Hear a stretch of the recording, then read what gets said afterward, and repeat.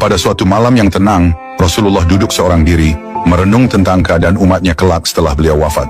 Dalam kesendirian itu, datanglah malaikat Jibril alaihissalam, menyampaikan wahyu dari Allah Ta'ala.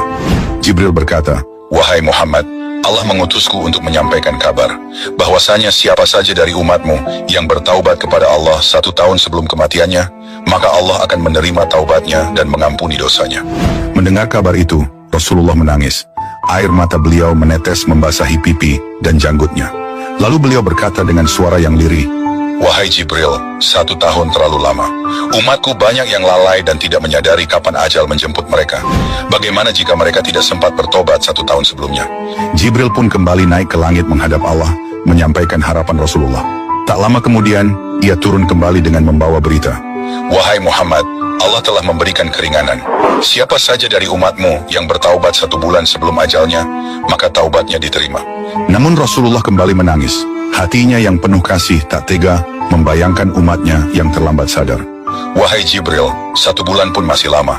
Mereka bisa saja masih dalam kelalaian dan tidak menyangka ajal sudah dekat." Lalu Jibril kembali naik ke langit untuk kedua kalinya. Dan ia turun kembali dengan membawa kabar dari Tuhan semesta alam. "Wahai Rasulullah, Allah yang Maha Penyayang berfirman, siapa yang bertaubat 1 hari sebelum ajalnya, maka aku akan menerima taubatnya dan mengampuninya." Namun Rasulullah masih belum tenang.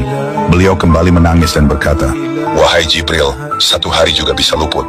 Umatku bisa saja tidak sadar bahwa hari itu adalah hari terakhir mereka." Untuk ketiga kalinya, Jibril kembali naik menghadap Allah dengan membawa kerinduan dan tangisan sang Nabi tercinta. Beberapa saat kemudian, Jibril turun lagi dan menyampaikan kabar agung. "Wahai Muhammad, inilah jawaban dari Tuhanmu.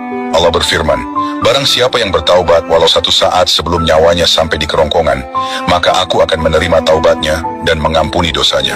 Mendengar firman itu, Rasulullah pun tersungkur sujud. Tangisnya pecah dan air matanya mengalir deras. Dengan penuh haru beliau berkata, "Itu sudah cukup, itu sudah cukup. Segala puji bagi Allah yang Maha Pengasih lagi Maha Penyayang." Dan begitulah Nabi yang mulia, Rasulullah tak henti-hentinya memikirkan kita umatnya. Di saat beliau bisa tenang, beliau justru menangis. Di saat kita lalai, beliau justru memohonkan ampun. Lalu Allah pun membuka pintu taubatnya hingga detik terakhir sebelum ajal datang. Maka adakah alasan bagi kita untuk menunda kembali? Jangan sampai tangisan Nabi menjadi sia-sia.